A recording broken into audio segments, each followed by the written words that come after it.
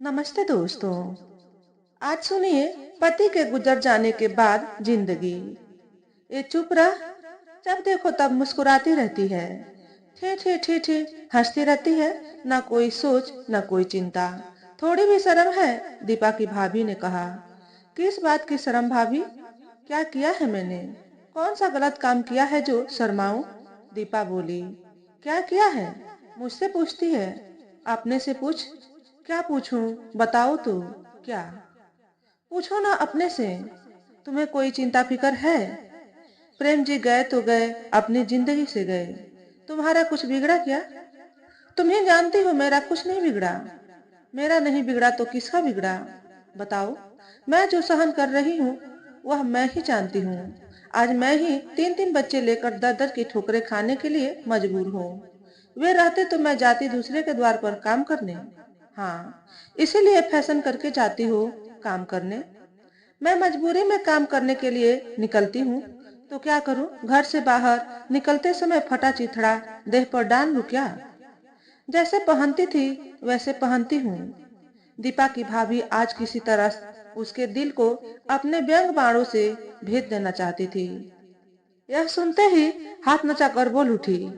और लो, कहती है जैसे पहनती थी पहनती हूँ। अरे, ये बात तुम्हारी समझ में नहीं आती है क्या कि अब नहीं पहनना है तुम्हें वैसे? नहीं सजना है तुमको पहले की तरह। समझती ही नहीं यह तो। अगर पहनना ही चाहती हो तो पहनो ननद रानी। पर जरा पता लगाना कि क्या कहते हैं सब तुम्हारे बारे में। यह कहकर सुनीता मुस्कुराने लगी।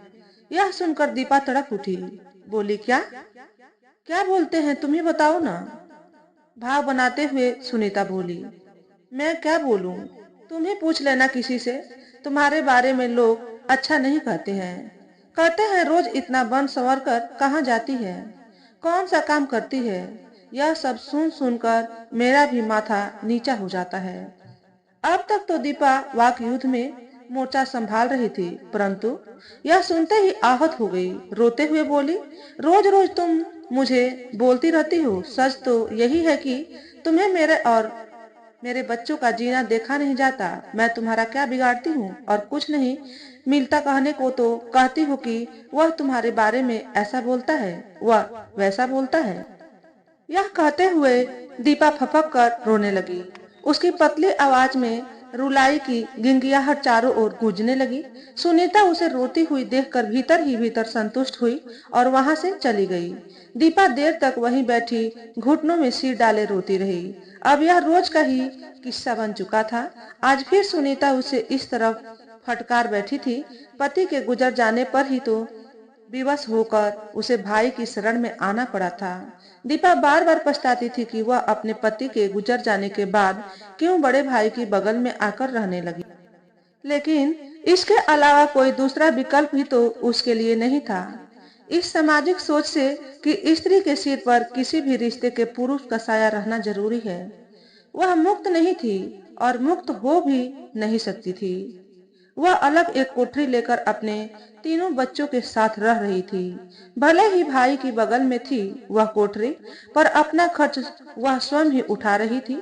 आर्थिक तंगी हल करने का प्रयास लगभग 6 महीने तक करती रही।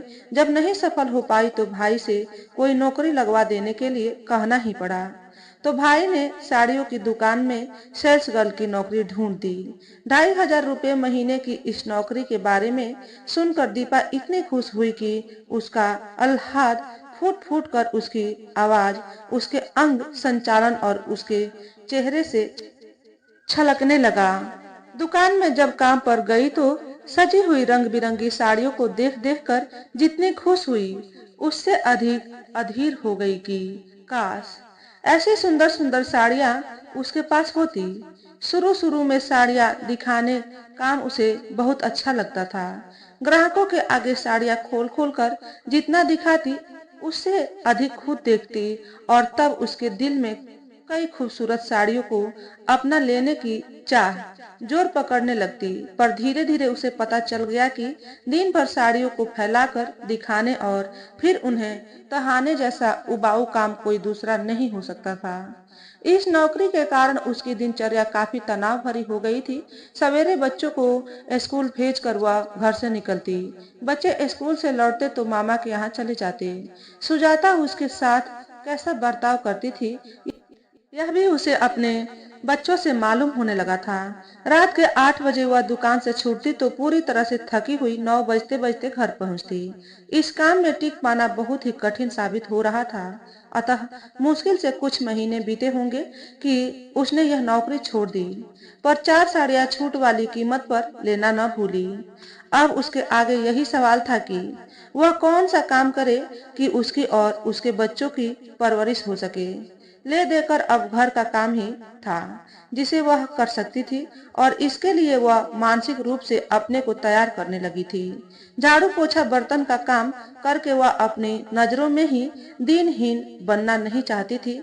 खाना बनाने का काम वह ढूंढने लगी थी, पर इस काम के लिए भी उससे अपने को मानसिक रूप से तैयार कर लिया, यही सोचकर कि छोटी और अभाव से भारी गृहस्थी में भी गृह स्वामिनी बनकर रहने का जो गर्व था, उसे तो अब टूटना ही लिखा था। तो यही सही, कहां-कहां से टूटकर वह घर में खाना बनाने का काम करने के लिए तैयार हुई थी। आर्थिक भंवर से बचने के लिए और कोई विकल्प उसके पास नहीं था। उसने अपने जान पहचान वालों से कहना शुरू किया कि किसी जाने सुने घर में उसके लिए यह काम ढूंढ दे। आखिर एक जगह काम मिला जिससे उसे कुछ राहत तो मिली, पर उससे मिलने वाली पगार उसके अपने और उसके बच्चों के लिए पर्याप्त नहीं थी। इसलिए वह एक और काम की तलाश में लग गई थी। उसे शुरू से ही खाना बनाने का शौक था, पर जब खाना बनाने के शौक ने चाकरी का रूप ले लिया तो घर से काम के लिए निकलते ही वह अपनी बेबसी से रूबरू होने लगती थी। इतना जरूर था कि वह पूरी तरह से सज संवर कर निकलती तो यह एहसास दब जाता था। सुंदर दिखने और पहनने ओढ़ने की चाह बचपन से ही थी उसे। छोटी थी तो पर्व त्योहार पर खरीदे जाने वाले कपड़ों का बेसब्री से इंतजार करती थी। शादी के बाद तो उसे लगा जैसे कि सजने संवरने के दिन अब शुरू हो गए। अपने प्रति प्रेम से तरह तरह की साड़ियां मंगवाती थी। खूब श्रृंगार करके अपने को आईने में देखती और निहाल हो उठती। हमेशा मुस्कुराते रहने की उसकी आदत उसके सुंदर रूप को और भी मोहक बना डालती थी। हर बात में शर्मा जाना, कम बोलना और नजरें झुकाए हुए अपनी राह चलना, इन सब बातों से वह चलती फिरती नायिका लगती थी। रास्ते में अगल बगल नजर डालती तो भयभीत हिरणी की तरह 3 बच्चे होने के बाद भी चेहरे का कच्चापन बना हुआ था कि अगर वह स्कूल ड्रेस पहन कर निकल जाती तो कोई उसे 8वीं की छात्रा समझ लेता। पर उसका पति प्रेम उसे छोड़कर चला गया और वह रह गई अपनी खूबसूरती, मारक अदाओं और सजने संवरने के मोह के साथ।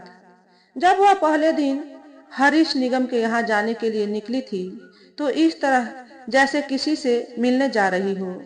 सस्ते शिफॉन की साड़ी और कसी हुई ब्लाउज पहने, पैरों में नग जड़ी चप्पलें डाले, नाखूनों पर चित्रकारी और सस्ते प्रसाधनों के गमक बिखेरती उसने हरीश निगम के दरवाजे का कॉल बेल बजाया। मिसेज निगम ने दरवाजा खोला तो उसे ऊपर से नीचे तक अचकचाई सी देखती रह गई। लड़की सुंदर भी है और अपने हिसाब से पूरी फैशनेबल भी।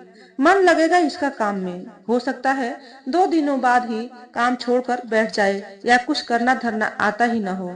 अब तो जो होगा देखा जाएगा। उन्हें मालूम हुआ था कि यह मध्यम वर्गीय खाते पीते परिवार से है और मजबूरी में काम करने निकली है।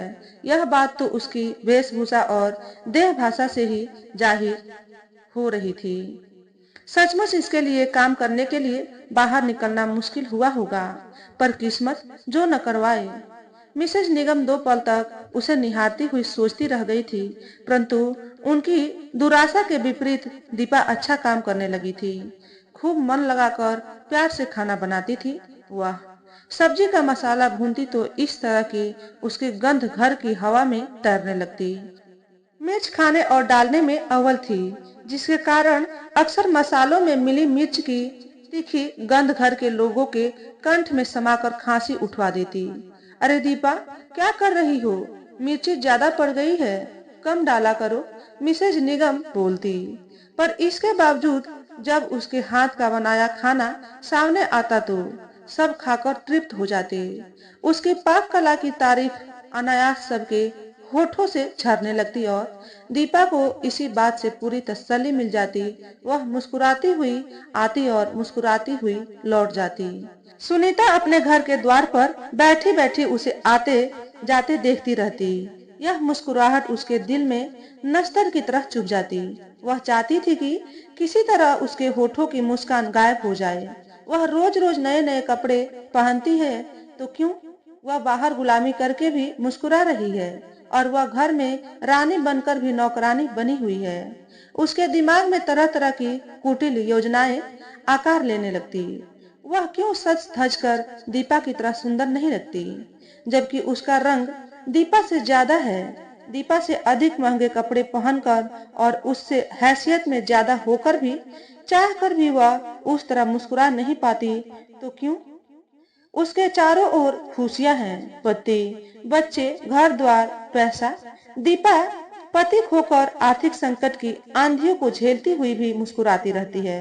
आखिर कौन सी जड़ी बूटी है उसके पास, यही बात सुनीता को खलती थी। जब से वह खाना बनाने का काम करती, हुड्डर थोड़ी इत्मीनान हो चली थी अपनी जिंदगी की ओर से। सुनीता के लिए सहन करना मुश्किल हो गया था, इसलिए आज वह सुबह सुबह झगड़ बैठी थी। रो धोकर दीपा चुप हुई तो देखा काफी देर हो चुकी है तो वह काम पर न जा सकी। दीपा के लिए आसान नहीं था 3 बच्चों को देखना और सवेरे शाम खाना बनाने के लिए जाना। थकान से शरीर टूटने लगता, 2 पल आंखें मूंदने के लिए भी तरस जाती वह। सवेरे उठकर 2 बच्चों को तैयार कर स्कूल भेजती, एक बेटा और एक बेटी को। सबसे छोटे वाले को घर में छोड़कर जाना होता था तो उसे सुनीता के यहाँ रखना उसकी मजबूरी बन जाती। काम पर से लौटती हुई सबसे पहले वह छोटे बेटे को लेने के लिए भाभी के पास पहुंचती। उसे लेकर जय ही अपनी किराए की कोठरी में कदम रखती कि वह शिकायत करने लगता कि वहाँ उसके साथ क्या क्या हुआ। किसी ने धकेल दिया तो किसी ने मुंह चिढ़ा दिया, या ऐसा ही कुछ। सुनीता स्वयं उस प्रीतहीन बच्चे को व्यंग बाणों से बीधने में कोई कसर नहीं छोड़ती थी, जिसे वह बालक भी समझ जाता था। दीपा जानती थी कि इन बातों में सच्चाई थी। उसे रोज ही यह सब सुनकर आहत होना पड़ता था, परंतु कोई चारा न था, खासकर छोटे बच्चे के लिए जो स्कूल भी नहीं जाता था। उसने सोचा कि सुबह में तो उसे सुनीता के यहाँ रखना ही पड़ेगा, परंतु शाम को सभी बच्चों को कोठरी के बाहर खेलने के लिए कहकर वह काम पर जाने लगी थी। जाने के पहले वह उन्हें समझाती, देखो लड़ाई झगड़ा मत करना, मैं जल्दी आऊंगी, और देखो अगर कोई बात हो तो। बाकी शब्दों को वह अपने होठों के भीतर ही छोड़ देती। कोठरी में ताला बंद कर निकल जाती। अब उसे 2 घरों में काम मिल गया था, इसलिए वह काम जल्दी जल्दी निपटाने लगती। खाना बनाने का शौक हवा हो चुका था। अब वह भूल जाती कि क्या बना रही है। कभी मसाला न भूनता तो कभी आटा कम गूंथती, कभी सब्जी पूरी न गलती तो कभी दाल में छौंक न लगाती। अक्सर कच्चा पक्का खाना बनाने के लिए उसे सुनना पड़ जाता। हड़बड़ाती हुई वह घर लौटती, पर इन जले तपे दिनों में भी उसका शौक धूमिल न हुआ था। तरह तरह की साड़ियां तो थी ही उसके पास। इधर उसने जब से लड़कियों को अनारकली पहनते हुए देखा था, उसके दिल में भी अनारकली पहनने की चाहत जाग उठी थी। हाय, अनारकली क्या सजती है बदन पर। उसे याद आता कि प्रेम न जाने क्यों कहता था, देख तू साड़ी में कितनी अच्छी लगती है, साड़ी ही पहनना कर, और तू न कभी 2 टंगी मत पहनना, औरत तो साड़ी में ही निखरी निखरी लगती है। तू जितनी चाहेगी मैं उतनी साड़ियां तुझे लाकर दूंगा। ऐसा वह तब कहता जब नशे में होता, लेकिन नशा उतरने के बाद भी उसने 2 टंगी कभी न खरीदी उसके लिए। यह याद आते ही अकेले में भी उसकी हंसी छूट जाती। 2 टंगी, पर अब तो उसने 2 टंगी पहनने का मन बना ही लिया था। वह इस बार पगार मिलने पर खरीदेगी अनारकली सूट 2 टंगी। और उस बार जो दिवाली के पहले पगार मिली तो उसने सारी की सारी कपड़ों में खर्च कर डाली। बच्चों के लिए ले लिए काम चलाऊं, अपने लिए खरीदा था गहरे नीले रंग का जरीदार किनारे वाला अनारकली सूट, जरीदार दुपट्टे के साथ। उसने सोचा कि बच्चे अभी क्या समझते हैं, बड़े होंगे तो पहनेंगे मनपसंद कपड़े। दिवाली के दिन नया सूट पहनकर उसने अपने को आईने में देखा और खुद पर ही रीझ गई। महीना भर पहले गांव गई थी तो वहां से अपने लिए नकली पायल खरीदी थी। उसने पैरों में वही पायल पहनी। घेर वाली अनारकली के नीचे से चूड़ीदार में लिपटे दो गोरे गोरे पैर झांक रहे थे, पायलों से सजे हुए। उसने सोचा कि उसके पैर कितने सुंदर लग रहे हैं। जी करता है अपने ही पैरों को निहारती रहे वह। और यह नीला सूट उस पर कितना अच्छा लग रहा है, जैसे मोर हो। वह हरे हरे वन में सांवले मेघों के नीचे अपने चितीदार पंख फैलाकर नाचता हुआ मोर। अगर अभी प्रेम जीवित होता तो उसे देख कर कहता, क्या कि दो टंगी मत पहन, नहीं जरूर खुश होता। अचानक दुख की एक लहर उसके भीतर उठी और उसका मुस्कुराता चेहरा उदास हो गया। फिर भी पूरे आत्मविश्वास के साथ वह अपने तीनों बच्चों को साथ लेकर बाजार के लिए निकल पड़ी। सुनीता घर के बाहर ही बैठी थी। दीपा ने उसे देखा तो अपने चेहरा दूसरी ओर घुमा लिया, जैसे उसे देखा ही न हो, और बच्चों का हाथ थामे आगे बढ़ गई। वह बच्चों को पटाखे और फुलझड़ियां दिलवाने जा रही थी। बच्चे अपने हाथों में रॉकेट, अनार, फुलझड़ियों के पैकेट थामे लौटे और आते ही पटाखे और फुलझड़ियां छोड़ने में लग गए। दीपा को पहली बार लगा कि वह अपनी मेहनत से अपने और अपने बच्चों के लिए खुशियां जुटा सकती है। वह पूरे संतोष के साथ बच्चों को हंसते खेलते देखकर सुखी हो रही थी। पति के गुजर जाने के बाद अभाव और संघर्ष का ताप इन छोटे छोटे बच्चों को भी झेलना पड़ा था। अब सब हंसते हुए कितने अच्छे लग रहे थे। उसकी आंखें भर आई। पटाखों के शोर और फुलझड़ियों की रंगीन चकाचौंध के बीच उसे प्रेम बहुत बहुत याद आया। कहीं बच्चे उसे रोते हुए न देख लें। यदि ऐसा हुआ तो वह इन आंसुओं का अर्थ उन्हें नहीं समझा पाएगी। वह वहां से हट गई। अगले दिन काम पर जाते समय उसने अपना वही नया अनारकली सूट पहन लिया। रास्ते में देखने वाले उसे देखते ही रह गए। सुनीता के दिल में उसका अनारकली पहनना कील की तरह चुभ गया। 2-3 दिनों तक तो वह चुप रही और मौका तलाशती रही। उस दिन शाम को दीपा कमलेश सिंह के यहाँ खाना बनाने पहुंची। हरीश निगम के यहाँ का काम निपटा चुकी थी। सोचा था कि जल्दी ही यहाँ भी खाना बनाकर चल देगी, पर तरह तरह के व्यंजनों का ऑर्डर हो गया। वह जल्दी जल्दी बनाने में लग गई। घड़ी की सुइयों ने जब 9 बजा दिए तो उसका दिल धड़कने लगा, अपने लिए भी और अपने बच्चों के लिए भी। बच्चे अब तक कहीं भूखे न सो गए हों। छोटा वाला बेटा और बेटी दोनों तो सो ही गए होंगे।